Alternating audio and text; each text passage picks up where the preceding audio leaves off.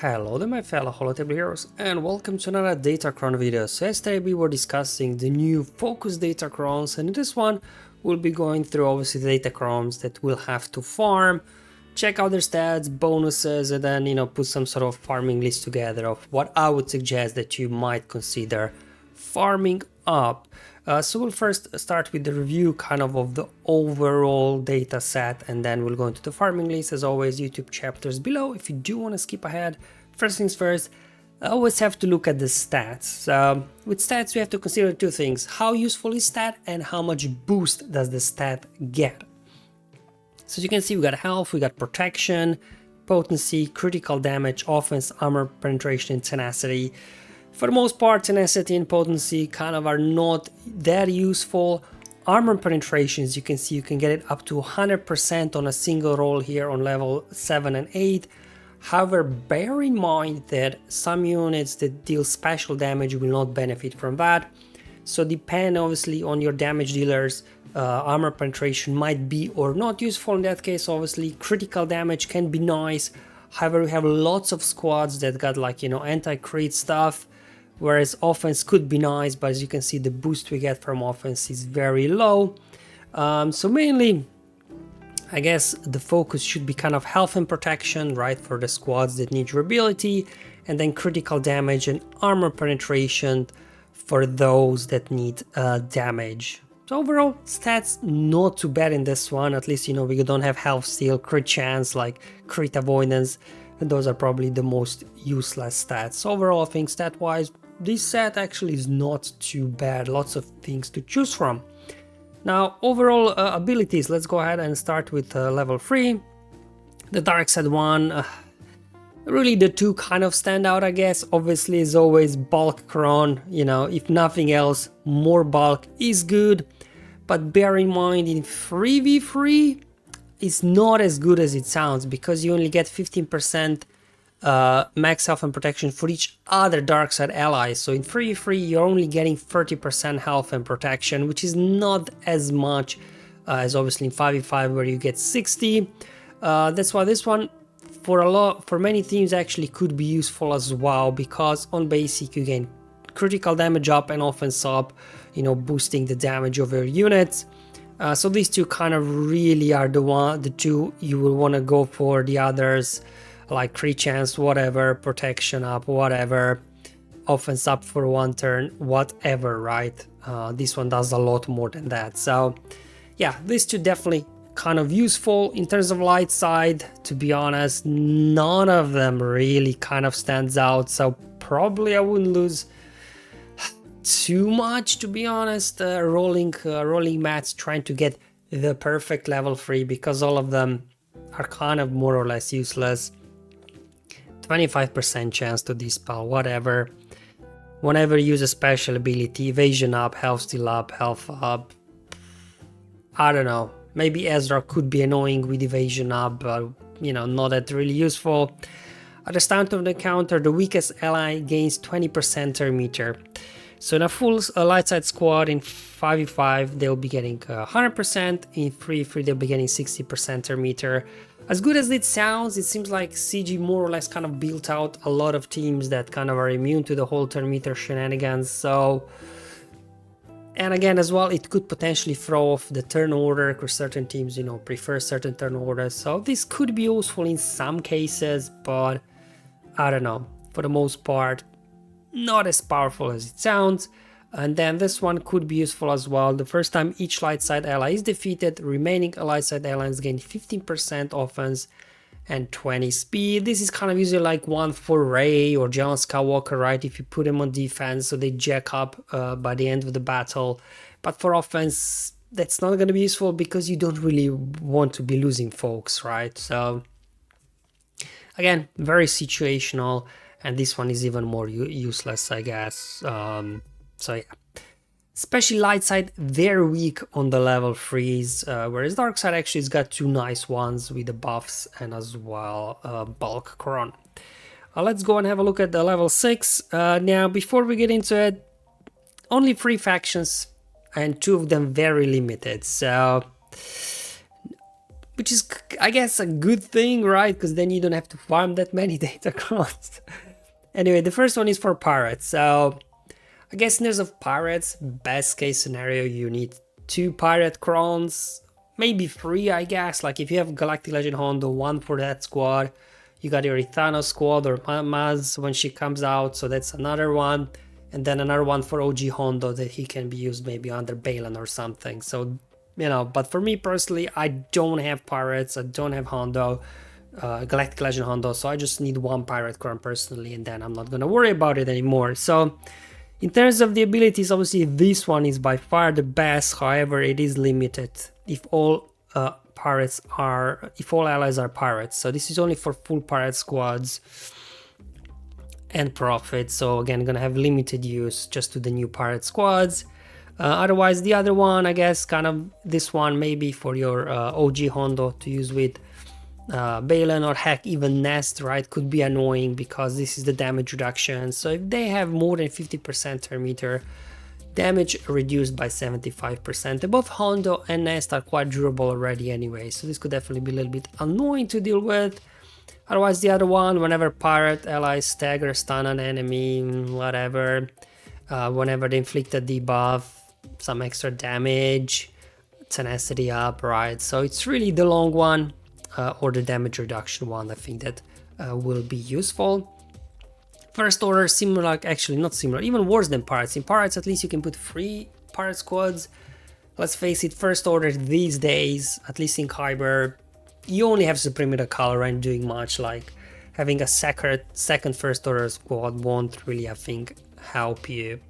So what really, I mean, you could go various ways, but now we do have Darkside Ray available. So damage immunity not helping you out a whole lot, right? Because she kind of gives you some sort of immunity to be killed anyway at the start of the battle. Anti-revive, Kylo prevents himself revives already anyways. Whenever you stun, you get offense up, but if you're already getting offense up from the level 3 and critical damage up, this is not gonna be useful. Bonus turn, I guess, could be nice, but I think this should be the one to go for your Supreme in Kylo Ren, because whenever you have 100% health and protection, you deal 100% more damage. And let's face it, Kylo, usually we have Supreme and Kylo Ren modded for speed, so he will go first at full health and protection. This is not 100% offense, this is not 100% critical damage, this is literally 100% more damage, so double the damage. So Kylo could potentially be one-shotting some weaker units at the start of the battle, so this is gonna be, I think, the one to go for. Yeah, and then in terms of the unaligned side force users, I think this is the light side, right? Because these two are dark side. So only one light side actually faction in this one. They didn't give us another one, not sure why. So again, very limited use from there as well, because it's a light side cron, then you can't gain bonuses for your dark side like Inquisitors and things like that. So I don't know, a bit of an interesting one. It's a repeat of what we had before, so we know this one already. It's got some max health manipulation. You can reduce max health on the enemies and gain max health for your guys as well, depending on number of debuffs and buffs you have. So kind of a nice one. Also, this is cool. Whenever dark or light side unaligned force users critically hit an enemy, they dispel debuffs on themselves and gain 5% per meter. So this is going to be useful for your, Seer Malachus squad, Star Killer, things like that. While, this is a light side chrono level 3, level 6 always applies to both light and dark side factions, so this is nice. Otherwise, I guess ability block could be useful in certain situations, whereas like having damage immunity, like Rey has built-in damage immunity, Malachus has already built-in damage immunity, a little bit of turn meter, a little bit of offense, but only for 2 turns. Definitely, I think these two are, the primary focus that you should be looking for. And then let's hop over to level 9s. Now, while there are a lot of level 9s, especially on the first order side and pirate side, remember, we only have 1 first order squad. We only have at best 3 pirate squads, so it's again going to be limited, like how many these level 9s we can take advantage of. So Again, I don't have pirates, so maybe the suggestions I will make are not the most ideal, because obviously I don't exactly understand how they work.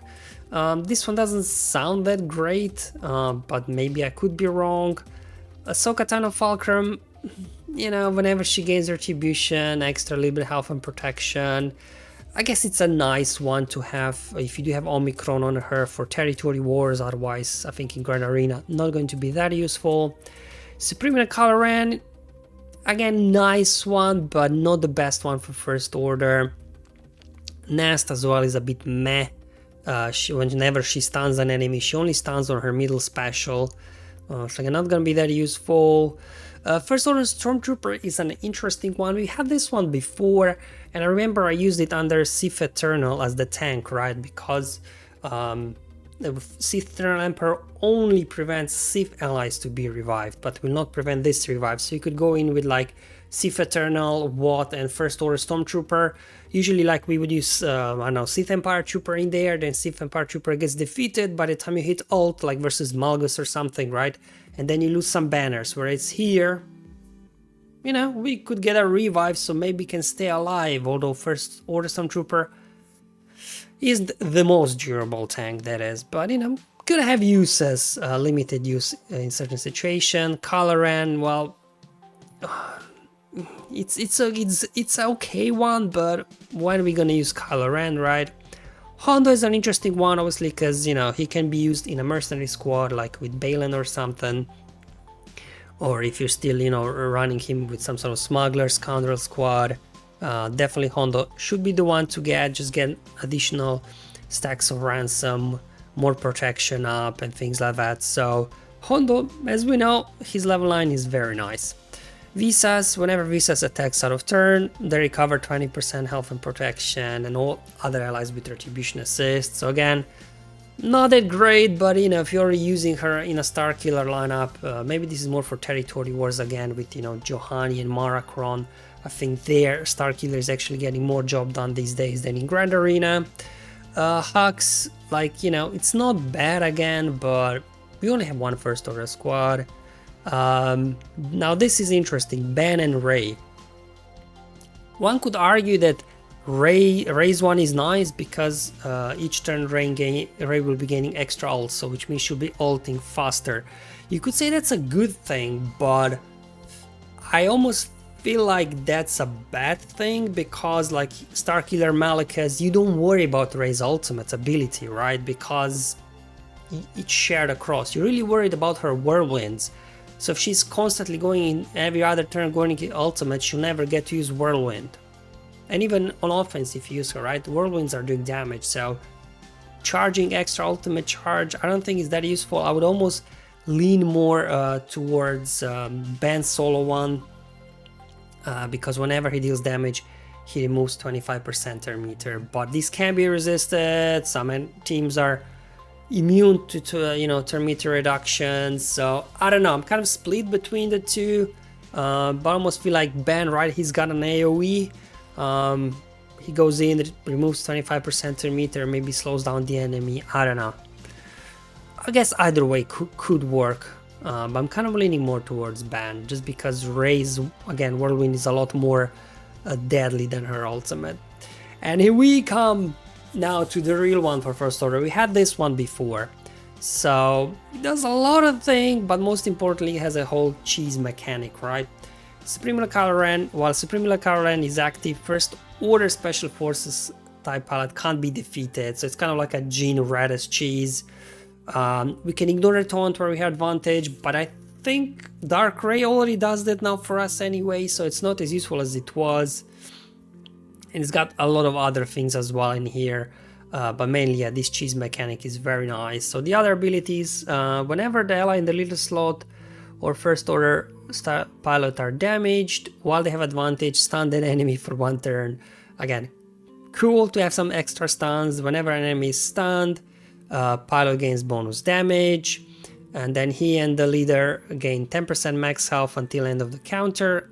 And if Kylo is the leader, he gains 5% ultimate charge, so even faster charging. Whenever stun enemy is defeated, they can't be revived, while Kylo prevents revives anyways. and then Kylo will get a bonus turn, and Pilot recovers 100% health and protection. So this got a lot of like 2v3, 2v5 potential, right? And then maybe you can use Rey with the leftover first order squad. I don't know. But yeah, definitely I think this is the one to go for. Seer's got a kind of nice one, but again, I'm almost not sure if this is what you want, right? Whenever Seer Junda uses basic, other allies gain 25% turn meter, which in its own right is cool, but if you got a Rey stuck in damage immunity with inspiration on her, you'll be really juicing up Rey's mastery. So again, not too sure if this is what you want versus Rey, but hey, at least versus other teams will help you out. And then in terms of Galactic Legend Hondo, I don't know, it's either I guess Brutus or Silvo. Almost like Silvo seems a better one because he can reset cooldowns on a random pirate ally, so that sounds a lot more powerful than Brutus granting foresight to himself. Commander Luke, we had this one before, like armor shreds and exposes. Like, we don't use CLS much these days, but it's just a nice thing to have in your pocket. In case you do need use CLS, just gives you a little bit extra damage there. First Order Executioner, not bad, but yeah, when do we use First Order Executioner for anything? Sana's again, you know, we don't get to use Sana a whole lot anymore. And then if you're running, you know, that Ithano or Maz Pirate Squad, and I guess Kui Gold's one could be nice, but again, this reflecting of damage, as we know, is not really all that great. And finally, Color and a Mask. Yeah, well, I don't know. I guess it's a nice one to have, just in case you use Color and Mask outside your Color and a squad. So overall, like in isolation, a lot of cool stuff, especially in level 9. But because of the limitations of squads being pirates, at best 3 squads, First Order, at best 2 squads, and Unaligned Force users have always been a bit of a mixed bag, right? Yeah, not really seeing anything like totally broken in this set. Anyway, let's hop over now to the farming list and just quickly see what, you know, I'm planning to farm. Definitely we want to have some sort of Supreme Color Ren one, while obviously it's gonna be good, it's not gonna be nearly as broken as the Dark Ray we have at the moment. Definitely buff some basics. I would go for over survivability, more damage, and the Pal one for the whole cheese mechanic. Then Hondo for the Balen squad. Then we Seer Junda, I guess, for, you know, your Malika squad. Again, as mentioned before, Captain Silvo for Pirate King. And then here either Rey or Ban for Rey. I'm not really decided yet which one is better. Or even if level 3 is the one to go for, maybe extra turn meter for the weakest one could be cool, right? Because then Ban, if he's the weakest, he can immediately go healing immunity, smash somebody. And then Visas again for your, you know, Palpatine Starkiller lineup. And especially before, First Order Trooper could have some uses with Sith Eternal, maybe if you need another tank. Then CLS for the CLS squad with ability block, I think, on level 6 instead of the health manipulation. Could be a nice one, so Luke can constantly keep ability blocking somebody. If you're running Ithano, again, I guess Quigolt is the one to go for. And then Fulcrum in Territory Wars, you know, she's used like usually with Cal Rey, but then I think she's Spectre, right? So she could be kind of used with Ahsoka lineup there. And I think Ahsoka herself is an Aligned Force user as well, so could have some uses there.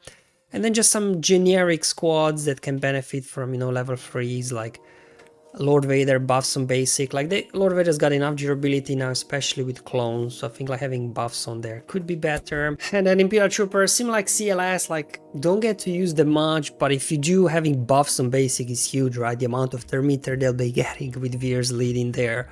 Definitely could come in handy. Malgus, right, we just need bulk and everything. Same thing with Treya, bulk. And then for Bane, obviously we want health, right, armor penetration from stats. And then I feel like buffs some basic, like Balkran won't do much, right? Because you only have one another ally. Simply having like extra buffs there, I think could be nice for Bane. And then I guess for defensive purposes, you may want to go Warn when you get extra speed and offense per defeated ally. But if you do want to use this on offense for more banners, just having, you know, Captain Rex start with 100% turn meter could help you outrun some of those faster squads to begin with. Yeah, I mean, overall, I don't know, an interesting one set. Like, there's some cool stuff in there. So in Isolation, the bonuses are not bad. The only problem is with only 3 factions, and 2 of them, like First Order and Pirate factions, are very small, very limited use. So you won't really need to go like all out on these crowns. So maybe this set is more like just to focus on stats, you know, get your 100% health, 100% protection, 400% armor penetration, that sort of thing. It's more like about rolling stats, I feel like, this set than the actual bonuses. Alright guys, that's all for this video. Hopefully it was useful and helpful, just, you know, going through the set overview from stats, bonuses, and then just kind of quickly have a look at the farming list I put together. Again, link will be in the description below. If you do want to check out the farming list, it's fully customizable for you. You can reorder, you can remove, you can add new Datacrons, and then most importantly, if you ever run multiple accounts, you can have multiple lists, and then of course you can share your lists with others and that they can as well kind of see what you are doing. Alright guys, thank you for watching.